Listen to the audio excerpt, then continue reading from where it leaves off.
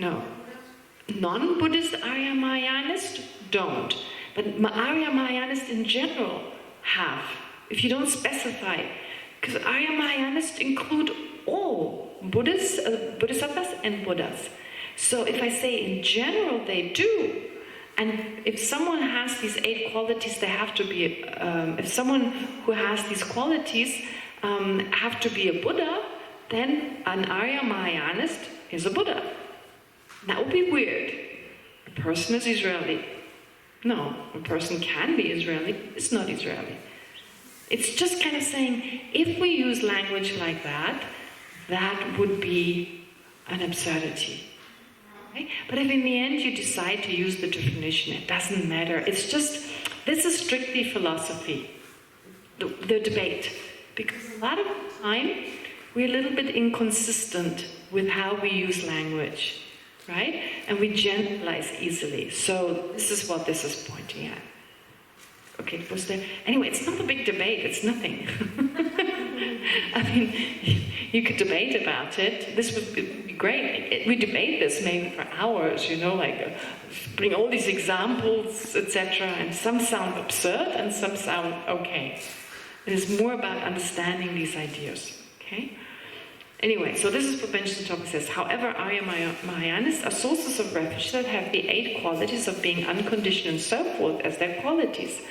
Arya Mahayanists have the 8 qualities, such as being unconditioned, etc., as their qualities, because Arya Buddhas have these 8 qualities. If Arya Buddhas have these 8 qualities, Arya Mahayanists must also have them as their qualities, because Arya Buddhas are Arya Mahayanists. Okay? So, that's the argument he sets forth. And that's just Benjamin Tapa here. At a different time, he made something differently. It's just encouraging you to debate. He makes that statement, so you could use that, and a few subjects further on, he says something slightly differently. And now you need to find a way... He said now the opposite. I mean, if the first paragraph he says that it's not, the definition is not correct, right? Yes. And now he said, however, right, is now contradicts. No. He's saying that Arya Mahayanists, it follows that they are Buddhas. Buddhas are Arya Mahayanists, but Arya Mahayanists are Buddhas. It goes one way. So he's saying an Arya Mahayanist is not a Buddha. Okay? An Arya Mahayanist is not, it's not a Buddha. But according to your definition, an Arya Mahayanist is a Buddha because he fulfills the definition. He fulfills the definition because he has these 8 qualities. He has those 8 qualities because a Buddha has those qualities, and a Buddha is an Arya Mahayanist. Right? Do you see? Pardon? May we disagree with this argument? Of course you can disagree. Of course you can disagree. But you need to also be consistent here in saying that a person, you can't say a person has 2 legs or 2 arms then. Can't say that, right? That would be incorrect then if you didn't agree with that. So we have to be very specific. You can only say things about a person that are true for every instance of that person. Right? Does that make sense? An Arya Mahayanist is a person, but not every person is an Arya Mahayanist. That's also true. But that's what I know. Actually, what I said was a Buddha is an Arya Mahayanist, but an Arya Mahayanist is not a Buddha. And the definition that is given here for a Buddha includes more than just Buddhas, also Arya Mahayanists, and they're not Buddhas. How come the first one is the entrance of the mind of a Buddha? The first quality. How does it apply to a Bodhisattva, Mahayanist Bodhisattva? I so agree with you. That is true. Of course, you're right. But when you say, if you say an instance has a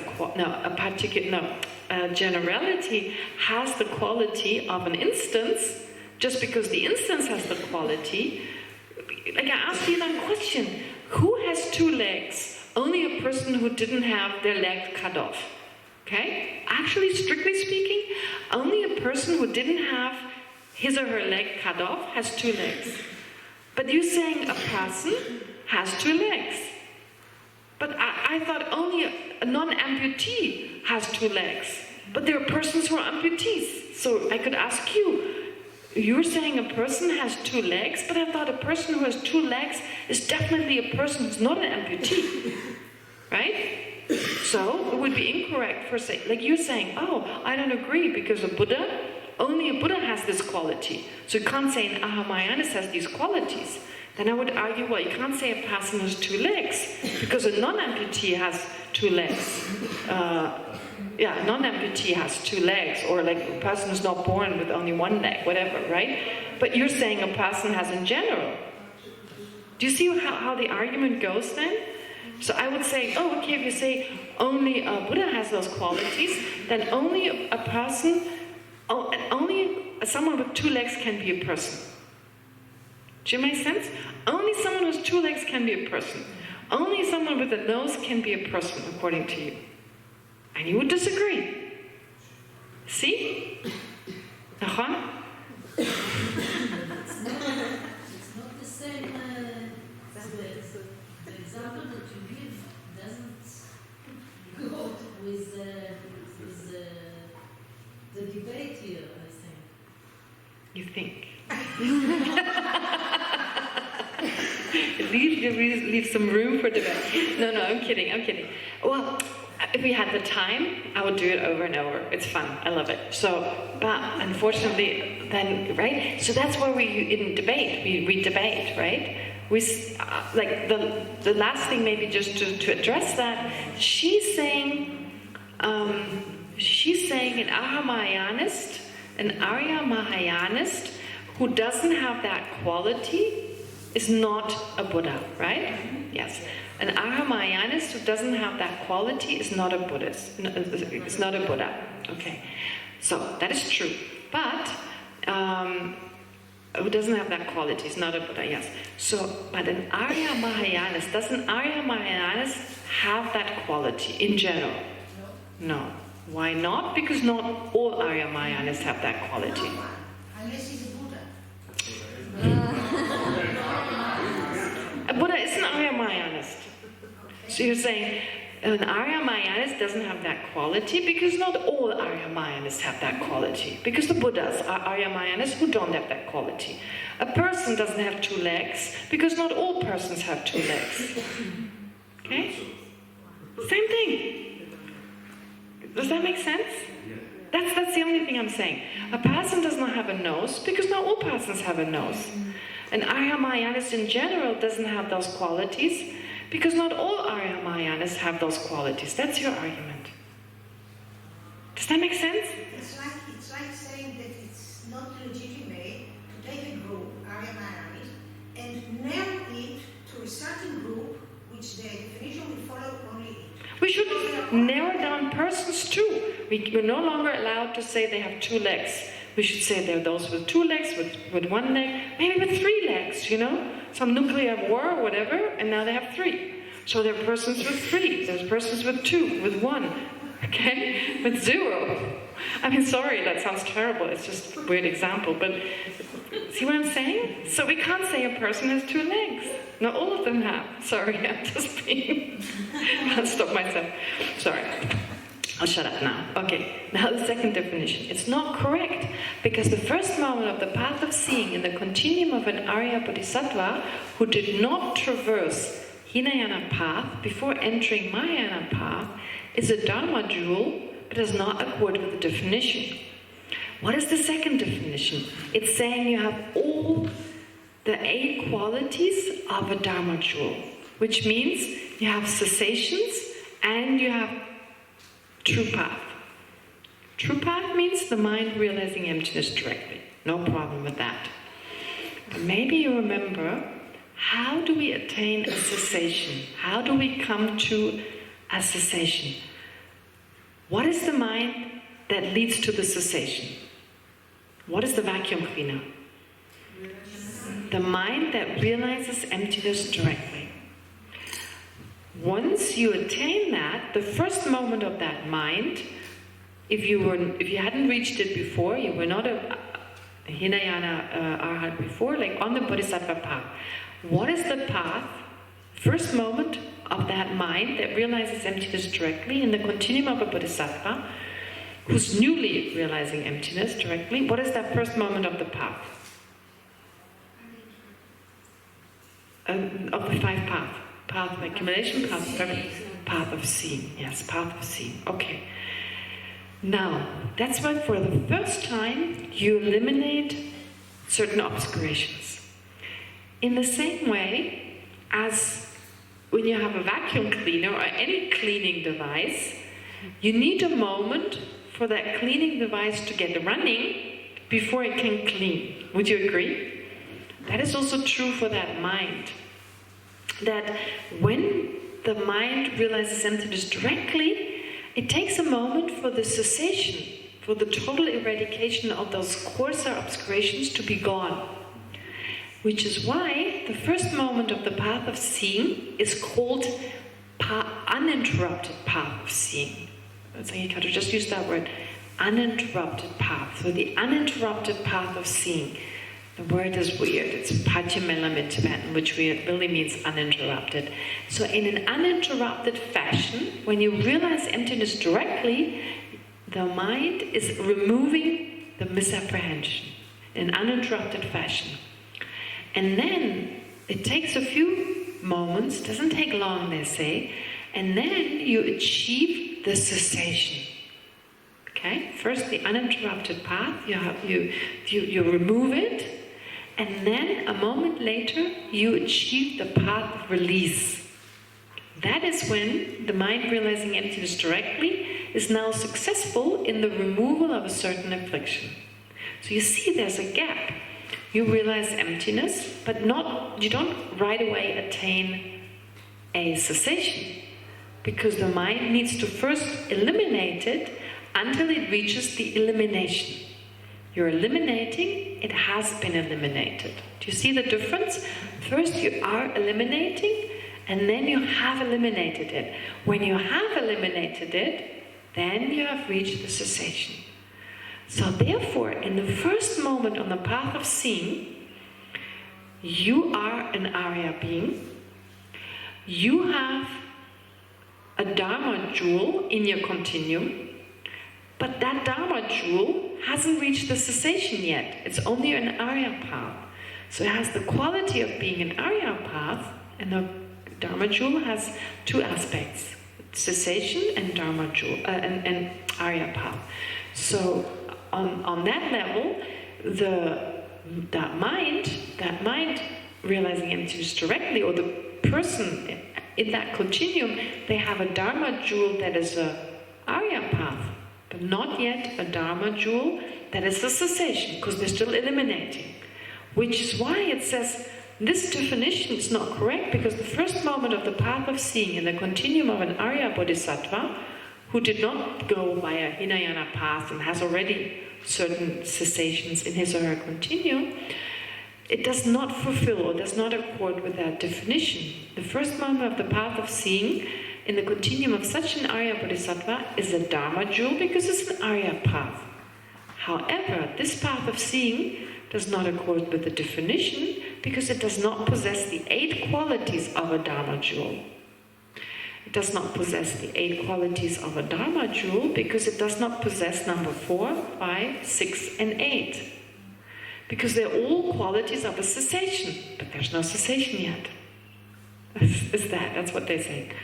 This path of seeing does not possess 4, 5, 6, and 8th quality, because those 4 qualities pertain to cessations, while the first moment of the path of seeing has not yet attained any cessations. Okay? So it just gives you a better sense of what's happening. First you are eliminating, but the cessation is only achieved a moment later. The first moment of the path of seeing in the continuum of an Arya Bodhisattva, who never traversed Hinayana path, and thus did not attain any Hinayana cessations, has not yet attained any cessations, because this path of seeing is in the process of eliminating objects of abandonment that pertain to the path of seeing, and has not yet attained their cessation. Does that make sense? Uninterrupted path. Uninterrupted path. Here it says, the path of seeing consists of 3 types of path that manifest one after the other. So first you have the uninterrupted path, realizing emptiness directly for the first time and eliminating now for the first time some of the obscurations.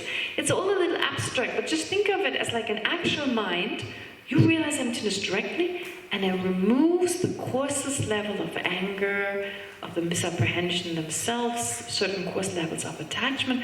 First you're in the process of eliminating, right?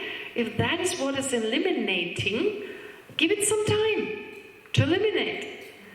But the cessation is when it has been eliminated.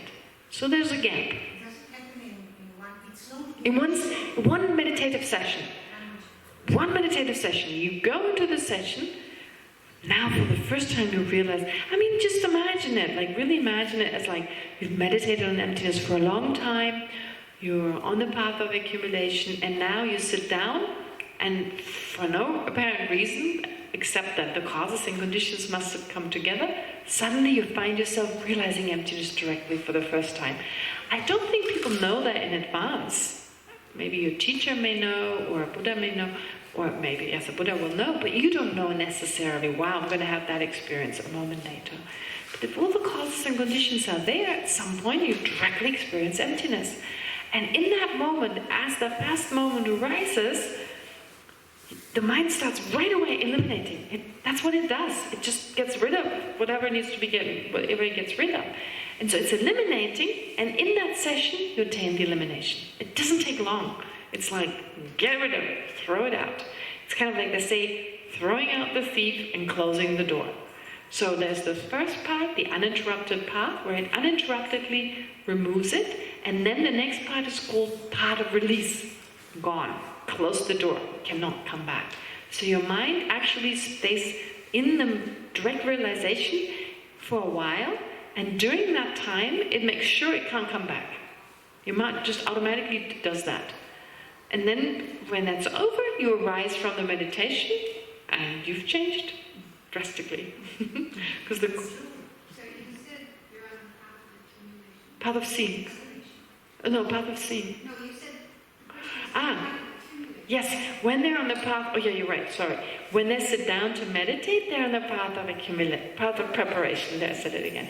Path of preparation, right? They sit down, they're on the path of preparation, they start meditating on emptiness, okay, path of preparation, it's all conceptual mind.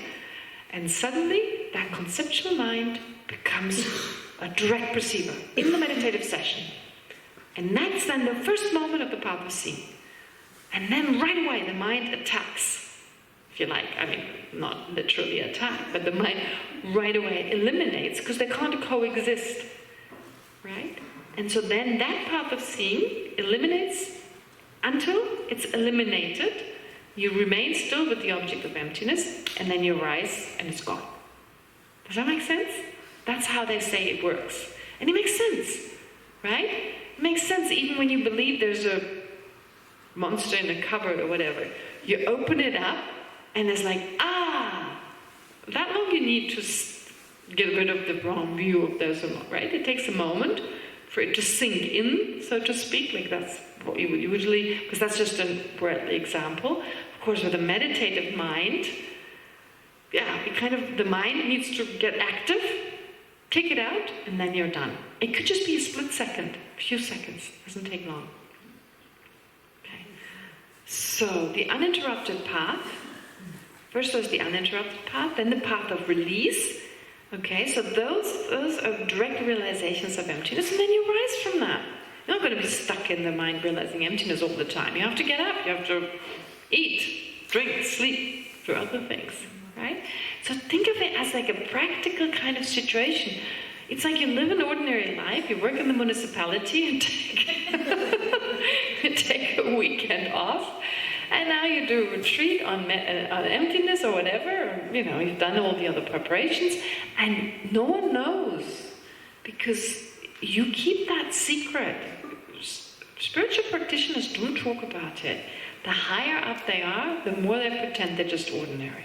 I mean, what does the Holiness say about himself? I'm just a simple monk, and people go, yeah, right. It's like, if someone says I'm a Buddha, you can pretty much know there's something wrong with them. Right? I mean, the Buddha has said himself, to certain people I'm the Buddha, but not in public. To certain people when that was appropriate. But once the IBD was called to the prayer hall, some Koreans had called all the monks together. There was a chair, and they put a monk there and said, "He's the Buddha."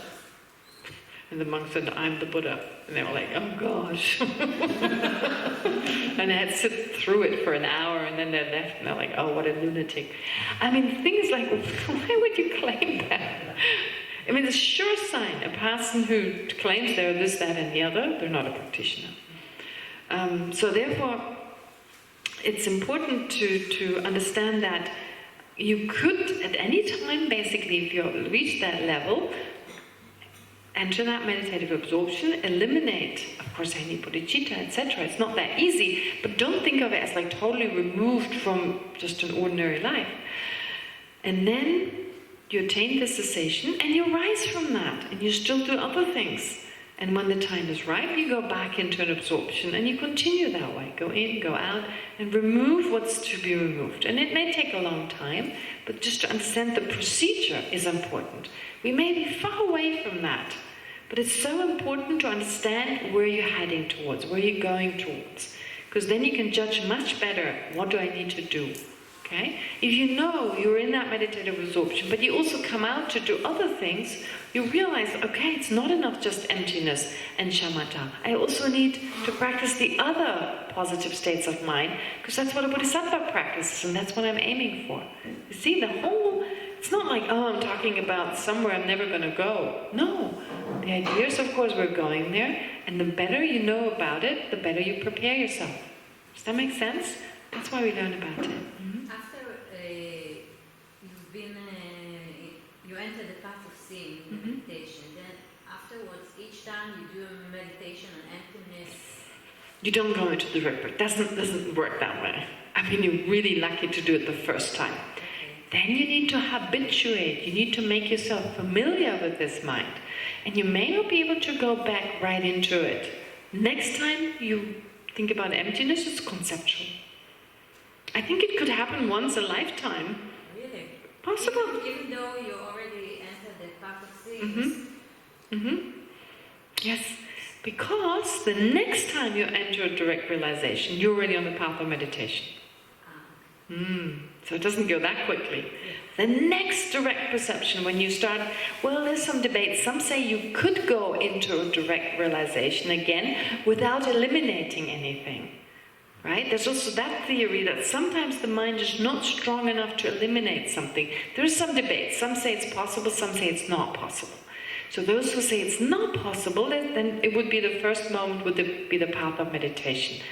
Maybe for some people that is the case, for others not. It's usually a lot more complicated. Here we're just learning the easy version, the kind of general version. Okay. Anyway, so I don't think it's that easy to get back into it again. You know, like when you do certain sports, and there's this movement that you really want to learn, and then you can do it once. And for a month you can't do it again. And then you can do it again. And then the distances between the times that you can do it, they grow shorter. I think it's similar to that, except it's a little harder, because here you're dealing with the mind. And you also, I think, you have, now that after the first time, you have attachment for the second time. Yes, you could have attachment. You could have attachment, yes, you still have the attachment. Oh yeah. It's a good attachment. Better than attachment for baklava or something. Whatever. Don't know where that comes from. Got some serious craving here. Anyway, okay. Yeah, it's better than other attachments, but of course, yeah, you definitely could have detachment. Directly realize emptiness in the process of eliminating the objects that pertain. Yeah, the path of release manifests immediately after the uninterrupted path. It also realizes emptiness directly, and it has eliminated the objects of elimination. That's like it's called by its release, the release of it. You uninterruptedly eliminate it, and then you're released from it. It is during the path of release, of the path of seeing, that bodhisattvas attain the cessation of the objects of elimination that pertain to the path of seeing. The subsequent exalted wisdom of the path of seeing manifests when the bodhisattvas arise from meditative equipoise. Great compassion, bodhicitta, the wisdom realizing impermanence, and so forth, in the continuum of a bodhisattva on the path of seeing are instances of the subsequent exalted wisdom. So the beginning of the path of seeing is always a direct realization, because once you realize emptiness directly, it is called path of seeing. But then, before you can move on to the path of meditation, you need to also accumulate merit. You need to understand other things, deepen your understanding of impermanence, deepen your love, compassion, which of course now it's much easier because you realize emptiness directly.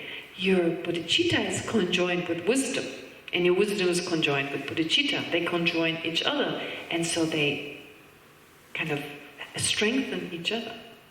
Right? But you can't meditate on bodhicitta while in the direct realization of emptiness. So you need to come out of it to be able to do it. Only a Buddha can have both minds, direct perception of emptiness and great love. We can only do one thing at a time. We can't have great love for all sentient beings and directly realize the lack of inherent existence of all phenomena. It doesn't work. So there's a little chart here. Path of seeing that is a meditative equipoise directly realizing emptiness. Path of seeing that does not directly realize emptiness. So the uninterrupted path, the path of release, the subsequent exalted wisdom. So here you have it all in a little chart. Hopefully it's clearer now after we went through it. So you see, we haven't said so much about the three jewels. Now it's put into context. When do you attain the path, the Dharma jewel? What comes first? The Arya path or the cessation? Of course, cessation comes later, first the Arya path. What about how we apply vocabulary, like with the Mahayanists and all that debate, right? Okay. Yes? So, after attaining the path of seeing, there's quite a bit of time for meditation. Yeah. So, the truth of cessation would always be in the continuum of that person's mind. Yes. It's not always in their continuum, is that correct? No. But in the, what does it actually mean that the mental continuum has now got rid of it? So the cessation is always there because that which was eliminated is gone. So their mind would always be free of that.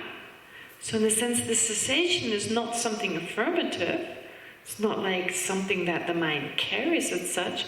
It's actually an absence that is irrevocable, in that it can never be the presence of them. And this goes along with the mental consciousness. Because it was there with the mental consciousness initially. Now the absence is also found based on the mental consciousness. Even if it's just an ordinary mind that makes tea. Mind planning to make tea. That's not a path consciousness. So the path consciousness, it's a bit like a path consciousness is there as long as you think about the Dharma, in some way you're involved. But then if you just get up and just make a cup of tea, that may not be a path consciousness, it could be just an ordinary consciousness. But it's the continuum from that path consciousness, and the cessation is of course still with it, because the absence of what has been eliminated is still with it. Otherwise the presence, and then it would come back. And that wouldn't work, right? So the joke or serious when you said it when it comes out of the meditation of the thing, you can have attachment. Possible. The thing is, attachment can be there until the seventh ground. Then when you reach the eighth ground, your attachment is gone. You become an arhat. Now, until then, you can have attachment. Of course, it's not as coarse as our ordinary attachment, but still attachment. So you may not be attached to baklava or whatever, something bizarre. I don't know, of course, maybe. But even you could be attached to your attainment. What are you going to be? What are you attached to when you're a monk or a nun? To monks and nuns things, right? What are you attached to as a layperson? To layperson things. What are you attached to as a meditator? To meditator things. So, including your attainments. That would make sense, right? Yeah. It's subtle, but still it could be there.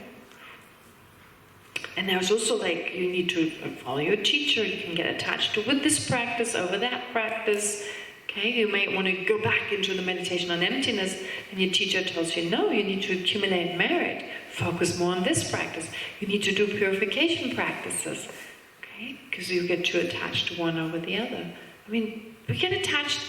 We live in a world of the desire realm, as it's called.